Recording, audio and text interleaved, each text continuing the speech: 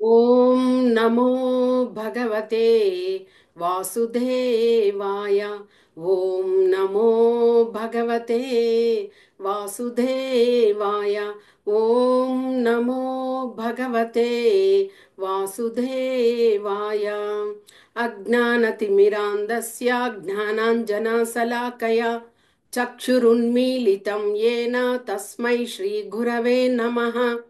नमा ओं विष्णुपादाय कृष्णप्रेष्ठाय भूतले श्रीमते भक्तिवेदान्ता स्वामिन्निति नामिने।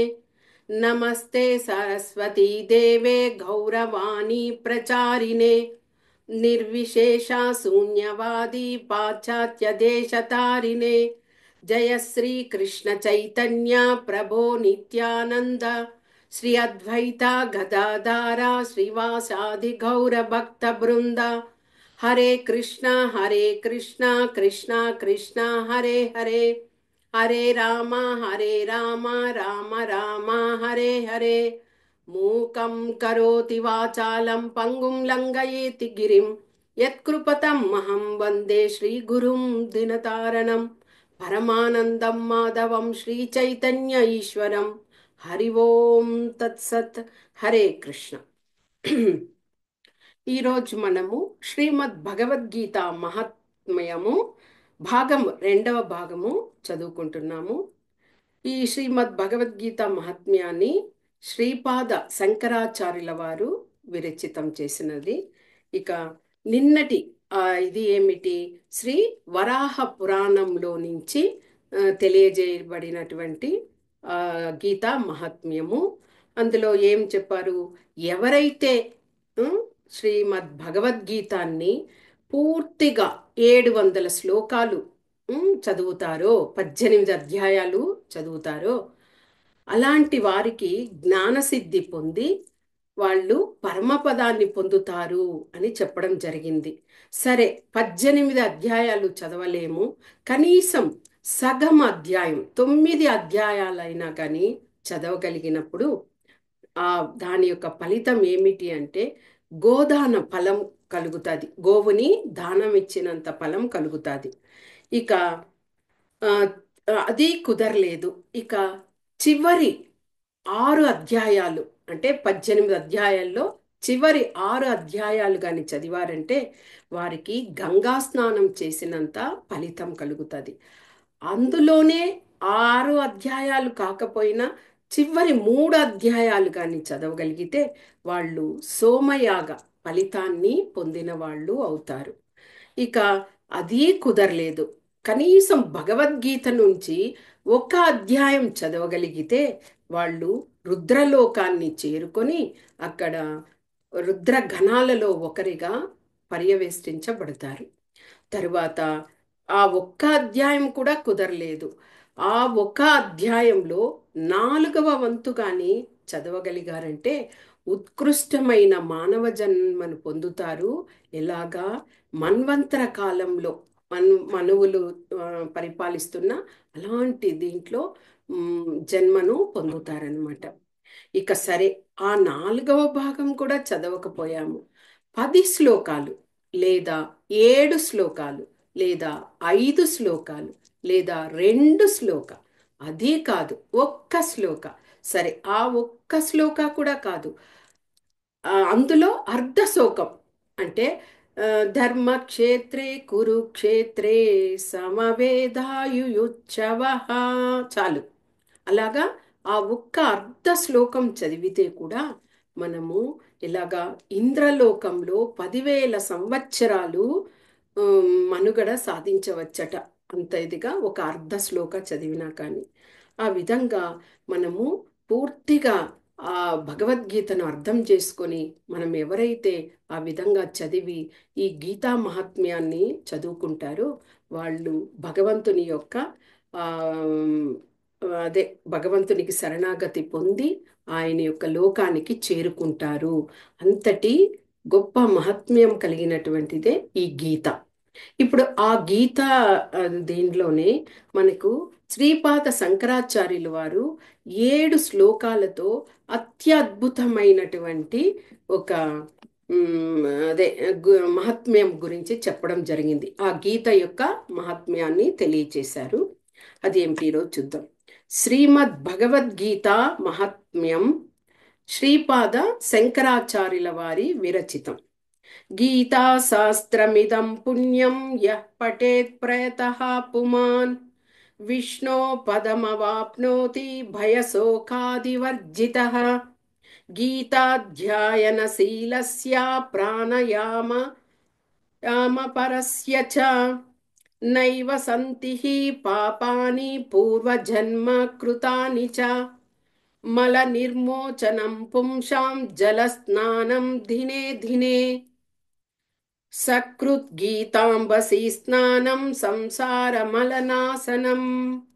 గీతాసు గీతకర్తవ్యా కిమన్యైః శాస్త్రవిస్తరైః. యా స్వయం పద్మనాభస్య ముఖపద్మాద్వినిః సృతాః. భారతామృత సర్వస్వం విష్ణో వక్త్రాద్వినిః శ్రుతం. గీతా గంగోదకం పీత్వా పునర్జన్మ న విద్యతే. సర్వోపనిషదో గావో దోగ్ధా గోపాలనందనః. పార్థో వత్సః సుధీర్భోక్తాః దుగ్ధం గీతామృతం మహత్. ఏకశాస్త్రం దేవకీ పుత్ర గీతం. ఏకో దేవో దేవకీ పుత్ర ఏవః. ఏకో మంత్రస్తస్య నామాని యాని. కర్మాస్యేకం తస్య దేవస్య సేవాః. ఈ 7 అద్భుతమైన శ్లోకాలను శ్రీపాద శంకరాచార్యుల వారు రచించడం జరిగింది. అందులో మనం భావాన్ని తెలుసుకుందాం. మొదటి శ్లోక. ఈ మొదటి శ్లోక గీతా శాస్త్రమిదం పుణ్యం యః పఠేత్ ప్రయతః పుమాన్ విష్ణో పాదమవాప్నోతి భయశోకాదివర్జితః.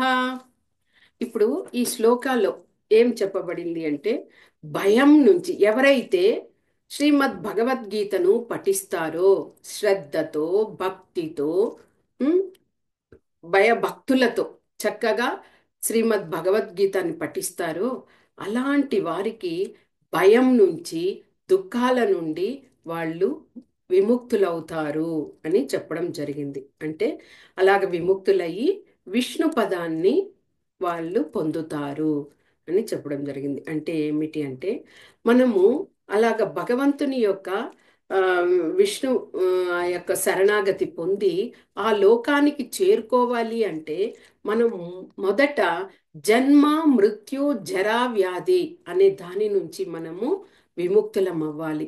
అసలు మనము ఎంతటి భయం దుఃఖం శోకంతో మన జీవితాల్ని దైనందిక జీవితాల్ని గడుపుతున్నాము అంటే, ఎలాగా దాన్ని ముక్తిని పొందాలి అంటే భగవద్గీతను తప్పకుండా చదవాలి. కానీ ఎలాగ మనం జీవితంలో సంసార సాగరంలో కొట్టుమిట్టాడుతున్నాము అంటే భయం శోకం మోహం అనేవి ఫస్ట్ కారణాలన్నమాట. భయం ఏమిటి? భవిష్యత్తు గురించి ఆలోచిస్తూ ఉంటాం. అయ్యో మనకి నెక్స్ట్ ఏమవుతుందో ఏం జరగబోతుందో, మనము అందులో చక్కగా రాణించగలుగుతామా లేదా అని భవిష్యత్తు గురించి ఆ భయంతోనే మనము గడుపుతాము. సరే, ఇక శోకం తీసుకుందాం. ఎందుకు ఈ శోకం దుఃఖం కలుగుతాయి అంటే, గడిచిన విషయాలను మళ్ళీ తిరిగి తిరిగి తిరిగి వాటి గురించి ఆలోచించడం వలన మనము ఆ శోకము దుఃఖాన్ని పొందుతాం. ఒక దుఃఖం కలిగిందనుకోండి, వెంటనే దాన్ని మర్చిపోలేము. రిపీటెడ్గా దాన్ని గుర్తు చేసుకుంటూ ఉంటాం కాబట్టి అలాంటి దుఃఖాన్ని పొందుతాము. ఇక మోహము. మోహము ఏమిటి? భ్రమలో ఉంటాము. ఎంతసేపు అయినా మనము ఏదైనా సాధించవచ్చు, మనం పొందగలుగుతాము అని ఆ మోహంతోనే ఉంటాము. ఇంకా అలాగ మోహంతో ఉండడం వల్ల ఏమవుతుంది, మనం ఏది చూసినా కానీ భయపడతాము. సాధారణంగా ఒక త్రాడు అక్కడ ఉన్నదనుకోండి చీకటి సమయంలో, ఆ తాడుని చూసి మనం ఏమనుకుంటాము, అక్కడ పాము ఉన్నదేమో అని మనము భ్రమలో పడతాము. అంటే ఈ భయం, దుఃఖం, ఈ మోహము వీటితో మనము కొట్టుమిట్టాడుతున్నాం.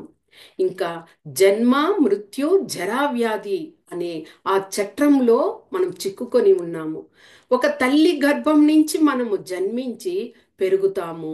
తర్వాత యవ్వనవంతులవుతాము. తర్వాత అలాగే కాలం గడిచిపోయి వృద్ధాప్యం వస్తుంది. తర్వాత అనేక రకాలైనటువంటి వ్యాధులు మనకి చేరుతాయి.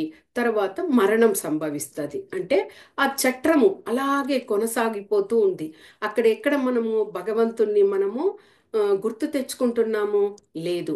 అలాగా ఇలాంటి దుఃఖాలు, ఇలాంటి జన్మ, మృత్యు, జరా, వ్యాధి చట్రము. ఇక దేనికన్నా త్రివిధ తాపాలతో మనము గురి అవుతున్నాము. ఉం? ఆ, ఏమి ఆది భౌతిక భౌతిక పరమైనటువంటి సంఘము, సమాజము, ఇతరులు ఏమంటారు అనే ఆ భయంతో దానితోనే మనము జీవితాన్ని గడుపుతాము. ఇక అది ఆత్మీక, అంటే మన మనసు వల్లనే మనం బాధపడతాం. మన ఆత్మను మనం సరిగా గుర్తించకుండా మనలోనే మనము చిన్న విషయానికి కూడా ఇతరులను మనం బాధ పెడతాము. ఇతరులు మనల్ని బాధ పెడితే అలాగే మనము కృంగి కుషించిపోతాం అనమాట. అది ఆది ఆధ్యాత్మిక. తర్వాత ఆది దైవిక, అంటే దైవికమైనటువంటి ప్రకృతి వలన బీభత్సవాలు జరుగుతాయి. ఎన్నో అతివృష్టి వస్తుంది, అనావృష్టి జరుగుతుంది, భూకంపాలు వస్తాయి. ఉం? అలాగా కరువు కాటకాలు ఏర్పడతాయి. ఇవన్నీ కూడా ఆది దైవికమైన విషయాలు.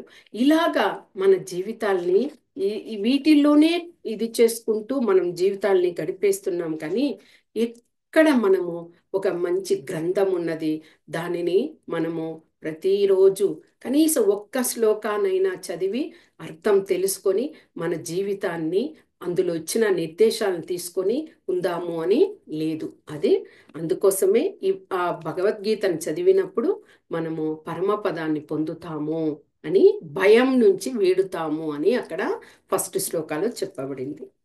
ఇక రెండవ శ్లోకాలో ఏం చెప్తున్నారు? గీతాధ్యాయనశీలస్య ప్రాణయామ పరస్య చ నైవ సంతహి పాపాని పూర్వజన్మ కృతాని చ. ఇందులో ఏం చెప్తున్నారు?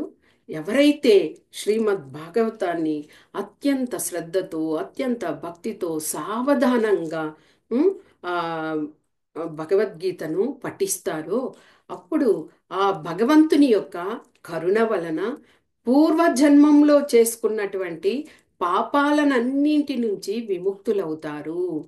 ఎందుకు ఇలాంటి పాపాలు మనల్ని వెంటాడి వస్తూనే ఉంటాయి ఈ జన్మలో, పోయిన జన్మలోవి? అలాగే ఎందుకు అంటే అన్నీ కూడా దోషాలు, మనం చేసేటువంటి దోష కారణాలు. ఆ దోషాలు ఎలాగ ఏర్పడతాయి? మన ఇంద్రియాలు, మన ఇంద్రియాలను మనము నిగ్రహించుకోలేకుండా ఆ ఇంద్రియాలను మనము దేనికి ఉపయోగించాలో అలాగా ఉపయోగించకుండా మన ఇష్టానుసారము ఇంద్రియాలను మనము వాడుకుంటున్నాము. అసలు ముఖ్యంగా మనకి భగవంతుడు ఇచ్చిన కళ్ళు, చెవులు, ముక్కు, నోరు వీటిని అన్నింటిని కూడా భగవత్ యొక్క భక్తి మార్గానికి మనము వినియోగించాలి. కానీ అలాగా చేయడం లేదు. అలాంటి ఎన్నో దోష కారణమైనటువంటి విషయాలు జరుగుతున్నాయి. అంటే అన్నీ కూడా ఆ ఇంద్రియాల వల్లనే జరుగుతున్నాయి. అవి అసంపూర్ణమైన ఇంద్రియాలు. మొట్టమొదట చెప్పుకోవాలంటే, అంటే మనం ఏదైనా ఒక వస్తువును చూసామనుకోండి, తృప్తి కలగదు. ఒకసారి కొన్నా కానీ ఇంకొక వస్తువును కొంటాము అంటాము. అంటే అక్కడ మన ఇంద్రియ యొక్క తృప్తి సంపూర్ణం కాలేదు, అసంపూర్ణితమైన జీవితంలో కొనసాగిస్తున్నాము. ఇంకా ఏమిటి? మోసపూరితమైన ఇంద్రియాలు కూడా ఉన్నాయి. మనల్ని ఆ ఇంద్రియాలు మోసం చేస్తాయి. ఒక వ్యక్తి, వ్యాపారస్తుడు ఒక ఫ్రూట్స్ అమ్ముతున్నారు అనుకోండి, ఇంకొక వ్యక్తి వచ్చి ఆ వ్యక్తి దగ్గర ఆ ఫ్రూట్స్ కొన్నాడు. ఆ ఫ్రూట్స్ కొన్న ఆ వ్యాపారి ఏమర్పాటుగా ఉన్నప్పుడు ఈ వ్యక్తి ఏం చేస్తాడు? రెండు పళ్ళను తీసి తన సంచిలో వేసేసుకుంటాడు. అంటే అందరూ కాదు, కొంతమంది. అలాగ చేయడం ఎందుకు? ఆ ఇంద్రియాలను ఆయన నిగ్రహించుకోలేపుతాడు. కళ్ళతో చూశాడు, చాలా బాగున్నాయి, మళ్ళీ డబ్బులు ఎందుకు వెచ్చించాలి అని అక్కడ ఆ విధంగా ఇంద్రియాల కంట్రోల్ లేకుండా మోసపూరితంగా అతను తీసేసుకున్నాడు. అంటే అలాగా మోసపూరితంగా ఇంద్రియాలను మనము ఆ, గడుపుతున్నాం అనమాట. ఇక ఏమి, భ్రమలో బతుకుతున్నాము. భ్రమ అనేది ఇదివరకే తెలుసుకున్నాము. ఎడారి ఎడారులు అంటారు కదా, అలాంటి భ్రమలో ఉన్నాము. అంటే ఆ ఎడారిలో నీరు ఉన్నట్టుగా అనిపిస్తుంది, కానీ అక్కడ నీరు ఉండదు. అదే విధంగా మన జీవితంలో కూడా మనకి ఆ, చాలు అన్న తృప్తి లేకుండా ఇంకా ఏదో సాధించాలి, ఇంకా ఏదో పొందాలి అనే ఆ ఎండమావుల్లాగా మనము మన ఆ, జీవితాన్ని, సంసార సాగరాన్ని అలాగా గడుపుతూ ఉన్నామన్నమాట. ఓకే, అది అందువల్ల మనం ఇలాంటివన్నీ విడిచిపెట్టి ఎప్పుడైతే మనము ఆ భగవద్గీత శాస్త్రాన్ని ఇదవుతామో, మనం గత జన్మలో చేసిన పాపాలన్నింటినీ కూడా మనము నిర్మూలనం చేసుకోవచ్చు. ఇక మూడవ శ్లోకాలో ఏం చెప్పారు? మల నిర్మోచనం పుంసాం జల స్నాన దినే దినే సకృత్ గీతాంబసి స్నానం సంసార మలనాశనం. మనము ప్రతిరోజు స్నానం చేస్తాం, జల స్నానం నీటితో. అలాగ చేసినప్పుడు మన శరీరాన్ని మాత్రమే శుభ్రం చేసుకుంటున్నాం, కానీ మన హృదయంలో ఎంతో మలినం ఉంది. ఆ మలినాన్ని మనము శుభ్రం చేసుకోవడం లేదు. కాబట్టి అలాంటి మలినాన్ని మనము పూర్తిగా, సంపూర్ణంగా దానిని కడిగివేయాలి అంటే ఎలాగా? భగవద్గీత అనే గంగాజలం, ఆ అమృతమైనటువంటి ఆ గంగాజలంతో కానీ మనము నిత్యము స్నానం చేస్తే, అంటే స్నానం చేయడం అంటే నిత్యము భగవంతుణ్ణి ఆ గీతాసారాన్ని తెలుసుకుంటూ చదవడము, భక్తి శ్రద్ధలతో వినడము, అలాగ చేసినప్పుడు ఏమవుతుంది? మనము ఈ సంసార సాగరంలో ఉండే ఆ మాలిన్యాన్ని అంతటి నుండి విముక్తులవుతాము. అంటే మనం స్నానం చేయడం శరీరం కోసమే, ఆత్మ కోసం కాదు. ఆ ఆత్మను శుద్ధం చేసుకోవాలి అంటే ఈ భగవద్గీతను మనము తప్పకుండా పఠించాలి. అలా పఠించినప్పుడే మనలో ఉండే ఆ మాలిన్యం అంతా కూడా కొద్ది కొద్దిగా నిర్మూలనం చెందుతుంది అని చెప్పడం జరిగింది. ఉదాహరణకు తీసుకుందాం. ఒక వ్యక్తి ఏం చేశాడు? ఒక బంగారు చిలుకను పెంచుకోవాలి అనుకున్నాడు. చిలుకను తెచ్చుకున్నాడు. తర్వాత అతను సాధారణమైన పంజరం కాకుండా బంగారు పంజరాన్ని తీసుకొచ్చి ఆ చిలుకను అందులో ఉంచాడు. ప్రతినిత్యము ఏం చేసేవాడు? ఆ బంగారు పంజరం మీద దుమ్ము పడుతుందని దాన్ని శుభ్రం చేసేవాడు. కానీ లోపల ఉన్నటువంటి ఆ చిలుకకు సరి అయిన సమయానికి దానికి ఆహారం పెట్టాలి, నీరు పెట్టాలి అని అది మర్చిపోయేవాడు. అంటే దాని మీద ఉన్న ధ్యాస, అంటే శరీరం బయట ఉన్నటువంటి పంజరం మీద ఉన్న ధ్యాస పంజరం లోపల ఆత్మగా ఉన్నటువంటి చిలుక మీద చూపించలేకపోయాడు. అదే మనము స్నానం చేయడం అంటే అర్థం కూడా అదే. కాబట్టి మనము ముఖ్యంగా ఈ అరిషట్ వర్గాలైనటువంటి కామ, క్రోధ, మోహ, లోభ, మద, మాత్సర్యాల నుంచి మనము బయటపడాలి. అలాగా వాటి నుంచి నిర్మూలనం అయినప్పుడే మనము పరమ పదాన్ని కూడా పొందగలుగుతాం. ఇక కామము, కామము అంటే కోరిక. ఉదాహరణ తీసుకోండి, రావణాసురుడు ఎంత భక్తుడుగా ఉన్నవాడే, కానీ ఆ కామం అనే అతనికి అతని మదిలో కలగడం వలన సీతమ్మను తీసుకురావడానికి వెళ్ళి తర్వాత రాముని చేత సంహరించబడ్డాడు. అంటే ఆ కామం అనే దాన్ని కంట్రోల్ చేసుకోవాలి. క్రోధము, క్రోధంలో చూస్తే హిరణ్యకశిపుడు, హిరణ్యకశిపుడు ఆ, ప్రహ్లాదుడు హరి హరి అని నామం చెప్తూ ఉంటే ఎంత క్రోధంతో ఆయనకి ఎన్నో హింసలు ఇచ్చాడు కదా. అలాంటి క్రోధాన్ని ఎప్పుడు కూడా చూపించకూడదు. ఇక కామ, క్రోధ, లోభము. లోభం అంటే అత్యాస. ఈ అత్యాసలో మనం ఎవరిని చెప్పుకోవచ్చు? హిరణ్యాక్షుడు. హిరణ్యాక్షుడు ఏం చేశాడు? ముల్లోకాలను నేనే ఏలాలి అనేసి రాక్షసులను, దేవతలను అందరినీ కూడా హింసించడం మొదలుపెట్టాడు. కాబట్టే అతడు వరాహస్వామి మూలంగా సంహరించబడ్డాడు. అంటే అక్కడ అత్యాస, దాని వలన అతడు ఆ విధంగా మోసపూరితమైన గుణంతో జీవించాడు. ఇక మోహం, ఈ మోహం అనేది అందరిలోనూ సాధారణంగా ఎక్కువగా కలిగే విషయమే. ఏమంటే భ్రమ. ఒక దాన్ని చూసి ఇంకొకటిగా మనము అనుకొని ఆ భ్రమలోనే మన జీవితాన్ని గడుపుతూ ఉంటామన్నమాట. అదే భ్రమ. ఇక ఆ భ్రమలో ఏమి మనం చూసామనుకోండి, దుర్యోధనుడు. దుర్యోధనుడు ఎంత ఆ, ఇదిగా చూడండి, ఎప్పుడు కూడా ఆ భ్రమలోనే గడిపేవాడు. నిరంతరము ఆ అధికార దాహము అలాంటి దీంతోనే ఆ దుర్యోధనుడు జీవితాన్ని ఇది చేసుకున్నాడు. ఇక మదము. మదము అంటే గర్వము. ఆ గర్వంకి మనము కంసుడిని తీసుకోవచ్చు. కంసుడు ఎంత ఆ, ఆ రాజ్యాల్లో, మధుర రాజ్యంలో ఉన్నప్పుడు తండ్రిని కూడా చెరసాల పాలు చేశాడు. అంటే అంత గర్వంగా ఉన్నాడు. చివరికి కృష్ణ బలరాముల వలన హతమయ్యాడు. ఆ విధంగా అందుకే గర్వాన్ని కూడా మనము దరిదాపుల్లో కూడా తీసుకురాకూడదు. ఇక చివరిదైనటువంటి మాత్సర్యం. మాత్సర్యం అంటే అసూయ. ఈ అసూయ వలనే చాలా మందికి ఏమి వాళ్ళు ఎదగలేరన్నమాట. ఆ విధంగా అంటే ఒకరిని చూస్తే మనకు అది లేదు అన్న ఆ అసూయ భావంతోనే వాళ్ళు జీవితాన్ని గడుపుతారు కాబట్టి వాళ్ళు వృద్ధిలోకి సరిగా రాలేరు. ఆ విధంగా చూసుకుంటే శిశుపాలుడు కృష్ణ భగవానునికి పీఠంని అధిరోహించమని చెప్పి అందరూ ఆయన్ని పెద్దగా ఇది చేస్తున్నప్పుడు శిశుపాలుడు ఒప్పుకోలేదు. ఉమ్, ఆ అన్ని అంటే ఎన్నో కృష్ణ భగవాన్ గురించి ఎన్నెన్ని ఆ, ఆ, దూషించాడంటే ఆ దూషణ వల్ల చివరికి భగవంతుని చేతిలోనే హతమయ్యాడు. అంటే అసూయ. మనకు లేకుండా కృష్ణ భగవానునికి ఆ స్థానాన్ని ఇస్తున్నారా అని అసూయ. కాబట్టి ఈ అరిషడ్ వర్గాలన్నింటినీ కూడా మన ఆ, దరిదాపుల్లో ఉంచుకోకుండా మనం చక్కగా గీతను అభ్యసించినప్పుడు, పఠనం చేసినప్పుడు మనము భగవంతుని యొక్క ఆమ్, అదే పరమ పదాన్ని పొందవచ్చు. ఇక 4వది శ్లోకాలు ఏమిటి అంటే, గీతాసు గీత కర్తవ్య కిమైనైహై శాస్త్ర విస్తరైహై యా స్వయం పద్మనాభస్య ముఖ పద్మాద్వినిః శ్రుతాః. ఇందులో ఏమిటి? ఈ గ్రంథము, శ్రీమద్ భగవద్గీత అనే ఈ గ్రంథము ఒక్కటే చాలు. ఇది సమస్త వేద వాంగ్మయాల సారము అందులో ఉన్నది. ఓకే, పూర్తిగా అందులో ఉన్నది. ఎందుకు?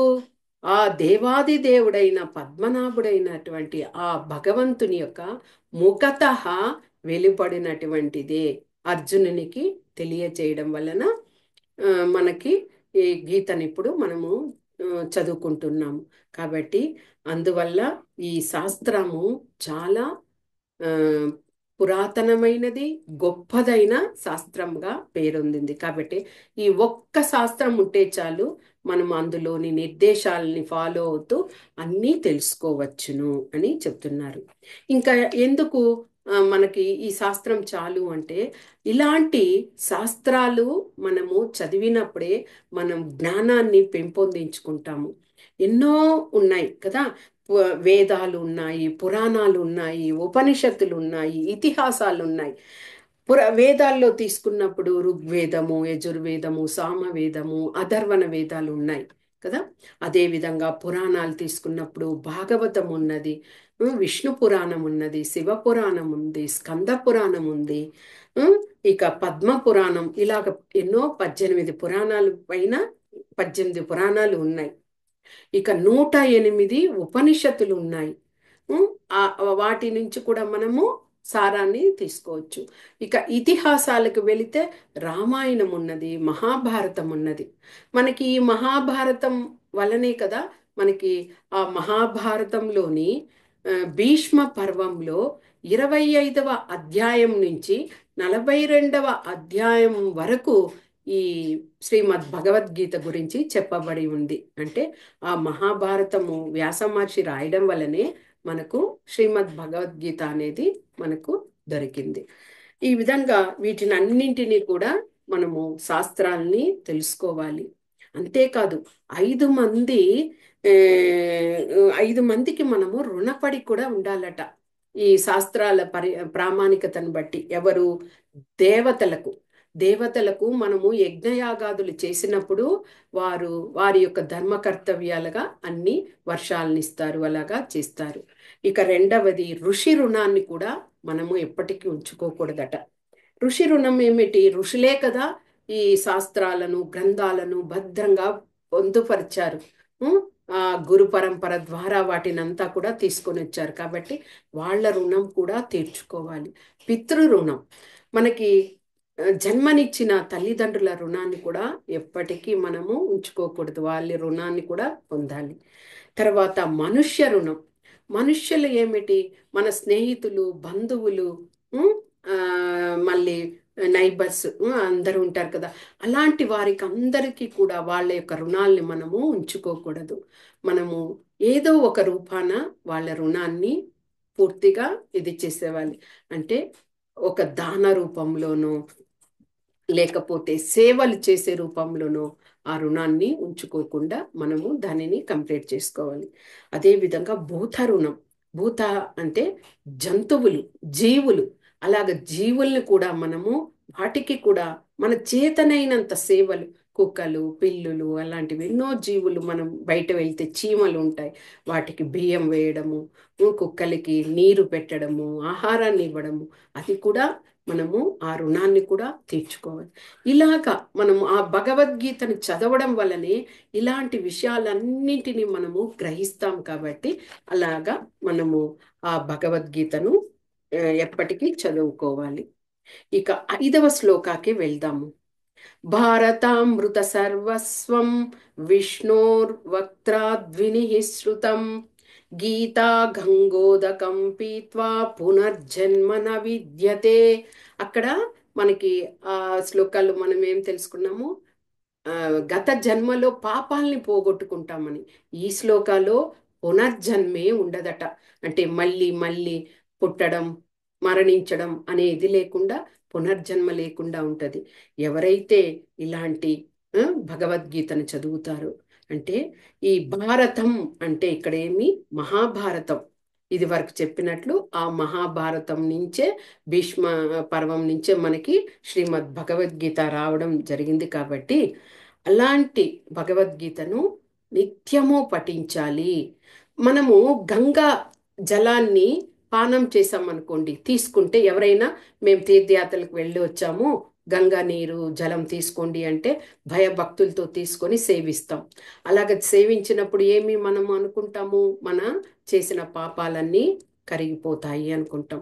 అలాంటిది ఈ గీతా శాస్త్రం అనే అమృతం అనే పానాన్ని, అమృత భాండం లాగా ఉంది మనకి ఆ 700 శ్లోకాలు. ఆ అమృత భాండం అనే ఆ అమృతాన్ని మనం సేవించినప్పుడు ఇంకా చెప్పాల్సిన అవసరం ఏముంది? జలాన్ని సేవిస్తేనే మనం పాపాలని పోగొట్టుకుంటే అలాంటి అమృతాన్నే సేవించామంటే ఇక మనం చెప్పాల్సిన అవసరమే లేదు. అందుకే పునర్జన్మ అనేదే ఉండదు. ఇది చేస్తే భగవద్గీతను చదివితే, పఠనం చేస్తే, శ్రవణం చేస్తే అని ఇక్కడ చెప్పున్నారు. ఇక్కడ మనకి మహాభారతం కూడా ఎలాగ వచ్చింది? ఆ, కృష్ణ మహాభారతము ఎలాగ వ్యాస మహర్షి, వ్యాస మహర్షి వినాయకుడిని కూర్చోబెట్టుకొని చక్కగా ఆయన ఒక గుహలో ఉమ్, నేను ఈ మహాభారతాన్ని చెప్తూ ఉంటాను, నువ్వు చక్కగా అర్థం చేసుకొని నువ్వు వ్రాయాలి అని చెప్పడం జరిగింది. అదేవిధంగా గణేశుడు కూడా ఏం చెప్పారు? నేను రాస్తూనే ఉంటాను, నేను వ్రాసేదానికి అనుగుణంగా నీవు చెప్పాలి అని ఇద్దరు ఒక ఒప్పందంతో అక్కడ చేశారు. దాని వలన మనకి ఆ మహాభారతము ఏర్పడింది. ఆ మహాభారతంలో కురుక్షేత్రంలో మనకి శ్రీకృష్ణ భగవానుడు అర్జునునికి ఈ భగవద్గీతను బోధించాల్సి వచ్చింది. దాన్ని మనము ఇప్పుడు కానీ పఠనం చేస్తే ఇలాంటి పునర్జన్మ లేకుండా ఉండవచ్చు అని చెప్పడం జరిగింది. ఇక 6వ శ్లోకాలు సర్వోపనిషదో గావో దోగ్ధ గోపాలనందన పార్థో వత్సః సుధీరభోక్త దుగ్ధం గీతామృతం మహత్. ఇది చాలా అద్భుతమైన శ్లోకము. ఎందుకంటే సర్వోపనిషదో గావో, గావో అంటే ఆవు, గోమాత. అలాగా ఆ గోమాత పూర్తిగా అన్ని ఉపనిషత్తులను అంతా కలిగి ఉన్నదిగా గోవుని చెప్తున్నారు. ఇక ఆ గోవు నుంచి పాలను పితకాలి కదా. ఆ పాలను తీయడానికి శ్రీకృష్ణ భగవానుడే గోపాల బాలకుడిగా అక్కడికి వచ్చారట. ఇక ఆ పాలను పితకడానికి ముందు గోదూడకు ఇవ్వాలి. ఆ దూడ పాలు తాగిన తర్వాతనే తర్వాత అందరికీ తీసుకుంటారు. ఆ గోదూడగా అర్జునుడు అక్కడికి వచ్చారట. ఇక అర్జునుడు ఆ గోదూడను అదే ఆ గోదూడగా వచ్చి ఆ ఉపనిషత్తుల యొక్క సారం ఏమిటి? ఆ ఉపనిషత్తు అంటే శ్రీమద్ భగవద్గీత.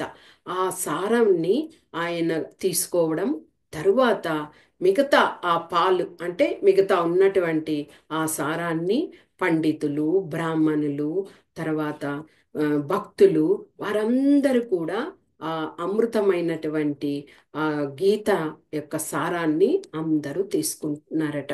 అంటే ఎంత అద్భుతమైన ఇది చూడండి. ఈ దేంట్లో చెప్పడం ఆ వేదాల సారం ఏమిటి? ఆ ఉపనిషత్తులు అంటే ఏమిటి? ఆ వేదాలు చెప్పినప్పుడు వేదాల్లో మూడు భాగాలు, మూడవ వంతు భాగం వరకు కర్మకాండల గురించి చెప్పడం అయింది. అంటే ప్రతి ఒక్కరూ తమ నిత్య జీవితంలో ఎలాగా ఆ, కర్మ సిద్ధాంతాలతో ఉండాలి అలాగా తెలియచేయడం అయింది. మిగిలిన ఆ నాలుగవ వంతు ఒక భాగం ఉంది కదా, ఆ భాగమే ఈశోపనిషత్, ఈ ఉపనిషత్తుగా చెప్పడం అయినది పూర్తిగా. ఉం? కాబట్టి ఇది ఎలాగ మనం చూడాలి అంటే, ఒక ఎగ్జాంపుల్గా తీసుకుంటే ఒక బీరువా ఉన్నదనుకోండి. ఆ బీరువాలో అల్మరాలు అంటే ర్యాకులు ఉంటాయి కదా. వాటిలో మనము పైన చీరలు అంటే పట్టు చీరలు ఏదో విలువైన వస్తువులు పెట్టుకుంటాము. క్రింద కూడా మన ఇంటిల్లిపాది వస్తువుల్ని అన్నీ పెట్టుకుంటాం. కానీ ఒక మధ్య ప్రాంతంలో ఒక చోట మాత్రము అది తెలియని విధంగా మనము జ్యువెలరీస్, ఆభరణాలు ఉంచుకోవడానికి చక్కగా ఒక ఇది ఏర్పాటు చేసుకుంటాం బాక్స్ లాగా. అలాంటిదే భగవద్గీతలో ఉన్నటువంటి మధ్య భాగమైనటువంటి భక్తి యోగం. అంటే ఒక ఒక చాప్టర్ నుంచి 6 చాప్టర్లు, ఉమ్, 1 నుంచి 6 అధ్యాయాలు పూర్తిగా కర్మయోగం గురించి చెప్పబడింది. ఇక 7 నుంచి 12 అధ్యాయాలు భక్తి యోగము. తర్వాత చివరిది పూర్తిగా జ్ఞానయోగము 13 నుంచి 18. అంటే పైన కర్మయోగము, క్రింద జ్ఞానయోగము, మధ్యలో ఒక ఆ, ఒక ఏమి చెప్పాలి అది, ఒక ఆభరణం పూర్తిగా అంటే ఆ, మనము అలాగే బొక్కిసం అంటారు కదా, జాగ్రత్తగా దాచుకోబడిన ఆ, ఆభరణాల ఒక పెట్టె. అలాగా భక్తి యోగాన్ని భగవంతుడు ఆ మధ్య వీటిలో చెప్పి ఉన్నారనమాట. కాబట్టి ఆ విధమైన ఆ శ్రీమద్ భగవద్గీతను ఎవరైతే పఠిస్తారో వాళ్ళకి ఇక ఆ సారమంతా వాళ్ళు గ్రహించి పుణ్యలోకాలకి చేరుకుంటారు అని చెప్తున్నారు. ఇక 7వ శ్లోక. ఏకశాస్త్రం దేవకీ పుత్ర గీతం, ఏకో దేవో దేవకీ పుత్ర ఏవః, ఏకో మంత్రస్తస్య నామాని యాని కర్మాప్యేకం దేవస్య సేవాః. సరే, ఇందులో చూడండి. ఏక శాస్త్రం దేవకీ పుత్ర గీతం. ఒకే శాస్త్రం. అదే ఏమిటి? అదే ఈ ప్రపంచానికంతా కూడా ఒకటే శాస్త్రం, ఒకటే గ్రంథము అని చెప్పబడిందే శ్రీమద్ భగవద్గీత. ఇంకా ఏమి? ప్రపంచం మొత్తానికి ఒకరే ఒక్కరు భగవంతుడుగా ఉన్నటువంటి దేవకీ పుత్రుడైన ఆ శ్రీకృష్ణ భగవానుడు ఒక్కడే భగవంతుడు అని చెప్పబడుతున్నది. ఇక ఒకే మంత్రం, ఒకే మంత్రము, ఒకే ప్రార్థన. అంటే ఇక్కడ ఏమి, మనం ఒక్క మంత్రం చెప్తే చాలు, హరే కృష్ణ మంత్రాన్ని ఒక్కసారి జపిస్తే చాలు, అన్నీ అందులో ఇమిడిపోయి ఉన్నాయి. అన్ని మనము ఏవేవో చదువుతాము కదా, పారాయణాలు, స్తోత్రాలు అవన్నీ. కానీ ఆ ఒక్క హరినామ నామాన్ని చెప్పినప్పుడు అందులోని సమస్తము ఇమిడిపోయి ఉంది. ఎందుకు? భగవంతుని యొక్క శాస్త్రంలో ఆయన ఒక్కరుగా ఉన్నారు, ఆయనే ఒక్క దేవుడుగా ఉన్నాడు. కాబట్టి ఆ ఒక్క నామంలోనే అన్ని ఇమిడిపోయి ఉన్నాయి అని చెప్తున్నారు. అందుకే ఒకే ప్రార్థన, అంతే. హరే కృష్ణ కృష్ణ కృష్ణ కృష్ణ హరే హరే, హరే రామ రామ రామ హరే హరే. ఇంకా అంతే. మనకి ఏ పుణ్యక్షేత్రాలు వద్దు, ఏ యజ్ఞ యాగాదులు వద్దు, ఏమీ అవసరం లే, అన్ని అందులోనే వచ్చేస్తాయి. కాబట్టి ఆ విధంగా ఆ, పడింది. ఇంకా మనము ఉదాహరణలుగా తీసుకున్నప్పుడు భగవంతుడు ఏం చెప్తున్నాడు? అన్య దేవతలను అందరినీ పూజిస్తే కూడా నన్ను పూజించినట్లే అని ఉదాహరణతో చెప్తున్నారు. ఒక వృక్షానికి మనము నీరు వేళ్ల వద్దనే పోస్తాము కదా, చెట్టు యొక్క వేళ్ల దగ్గర. ఆ నీరు ఏమి, ఆ నీరుని ఆ వేళ్ళు తీసుకొని చక్కగా సాకోపసాకలుగా ఉన్నటువంటి అన్నిటికీ చేరవేస్తాయి. అంటే మనము చెట్టు పైన నీరు పోయము, చెట్టు క్రింద భాగంలోనే నీరు పోస్తాము. ఆ వేళ్ళే భగవంతుడు. కాబట్టి ఒక్కసారి ఆ భగవంతుడికే మనము మన ప్రార్థనల్ని అర్పించామనుకోండి, అది అందరు దేవతలను కూడా మనము అభ్యర్థించినట్లే అని ఇక్కడ చెప్తున్నారు. ఇంకొక విషయం, మన ఉదరానికి మన ఉదరంకి మనము ఆహారాన్ని వేస్తాము. అది చక్కగా జీర్ణమయ్యి అన్ని అంగాలకు ఆ శక్తిని ఇస్తుంది కదా. అలా కాకుండా మనము ఆ ఉదరానికి కాకుండా ప్రతి ఒక్క అంగభాగాల నుంచి మన ఆహారాన్ని పంపించడం లేదు. ఒక్క నోటి ద్వారా ఉదరానికి చేరుతుంది, అక్కడ నుండే అన్ని భాగాలకు అది శక్తిని తీసుకుంటుంది. అదే విధంగా భగవంతుణ్ణి ఒక్కరిని మనము శ్రీమద్ భగవద్గీత, భగవద్గీతను భగవంతుడు ఇచ్చాడు. ఆ భగవంతుని మనం ప్రార్థించినప్పుడు ఏమవుతుంది? అన్ని మిగతా అంత అంగాలు ఎందుకు, మిగతా దేవతలందరూ కూడా ఆ భగవంతుని యొక్క అంశాలే, అంగాలే. కాబట్టి వారందరూ కూడా ఆ శక్తిని పొందుతారు. ఆ భగవంతుని శక్తి వలన వారు కూడా వారి వారి యొక్క విద్యుక్త కర్తవ్యాలను చేస్తూ ఉన్నారు అని తెలుసుకోవాలి. ఇప్పుడు ఒక పిల్లవాడు ఉన్నాడు. ఆ పిల్లవాడు ఒక సంతకు వెళ్ళినప్పుడు తండ్రితో తప్పిపోయాడు. తప్పిపోయినప్పుడు ఏమి, ఆ పిల్లవాడు ఎలాగైనా కానీ వచ్చి తండ్రితో ఎలాగైనా అందరూ అడిగి చేసి తండ్రిని దగ్గరికి చేర్చేస్తారు. అదే భగవంతుడు. మనము తప్పిపోయి వచ్చాము కాబట్టి తిరిగి మనము వెళ్ళి భగవంతునితో కలుసుకోవాలి. అలా కలుసుకోవాలి అంటే ఇలాగా శ్రీమద్ భగవద్గీతాన్ని పఠిస్తూ, ఆయన నామాన్ని చేస్తూ, సాధన చేస్తూ, మరణ సమయంలో ఆయన యొక్క నామాన్ని చెప్తూ ఆయన దగ్గరకు వెళ్ళిపోవడమే. అందుకే బ్రహ్మ అందరూ కూడా అందరూ ప్రార్థించారు. గోవిందం ఆది పురుషం తమహాం భజామి.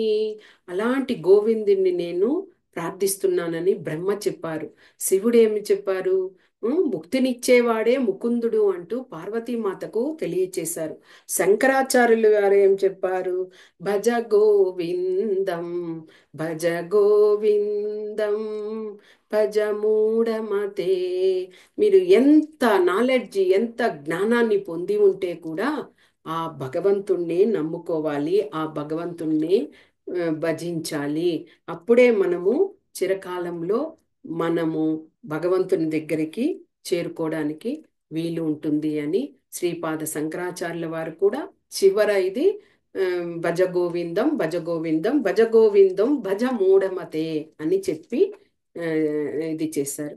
కాబట్టి ఇలాగా మనం ఎంత భక్తి శ్రద్ధలతో, ఎంత నిష్ఠతో, నియమతో ఆ శ్రీమద్ భగవద్గీతను మనము పఠిస్తూ ఉంటాము. ప్రతిరోజు ఒక్క శ్లోకాన్ని చదివి దాని